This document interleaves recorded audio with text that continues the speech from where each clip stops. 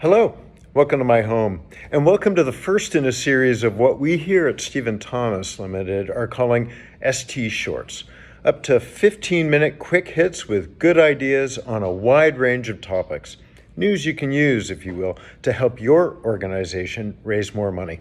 I'm Bryan Tenenhouse, EVP, Chief Creative Officer, and this is my ST Short. Today's topic is finding your heart voice. So what is a heart voice and how can it help you raise more money? The heart voice is that authentic, compassionate, and emotive voice you should be using in all of your fundraising communications. At this point, you may be thinking, yeah, but my organization is a university alumni foundation. I'm not looking to make people cry. Or I'm a fundraiser at an environmental organization. I need to make people angry enough about the situation that they want to support us with their hard-earned dollars. Making people cry isn't going to work for me either. Well, let me clarify. Your heart voice is the voice that's quite literally in your heart.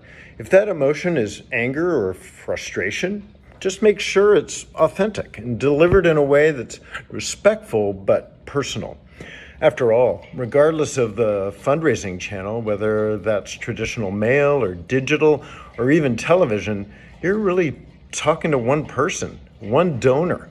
You need to meet them where they are. You need to connect emotionally to them. For example, if you're a fundraiser at an environmental organization, you'll appeal to someone who understands and identifies with your frustration, with where the world is right now on that issue. I don't know if you can hear, my dog is drinking water at the moment. That's the water you're hearing, if you can hear that. Now, let's get back to this. Your heart voice is going to become a rallying cry in your fundraising communications. You're probably going to use fewer words and more active ones, more verbs, shorter, punchier sentences, and declarative statements. Your call to action is going to be extremely direct and to the point.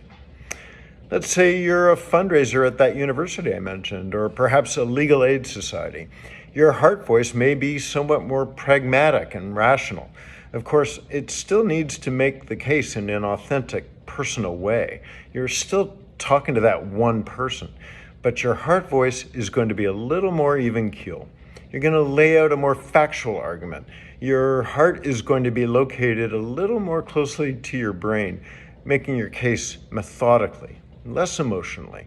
Your ask is going to close the deal by having made a logical argument that is quite simply bulletproof and undeniable.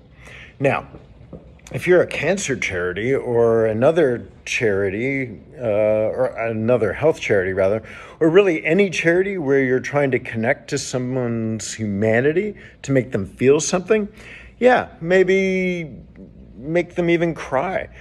So that they'll do something, like donate.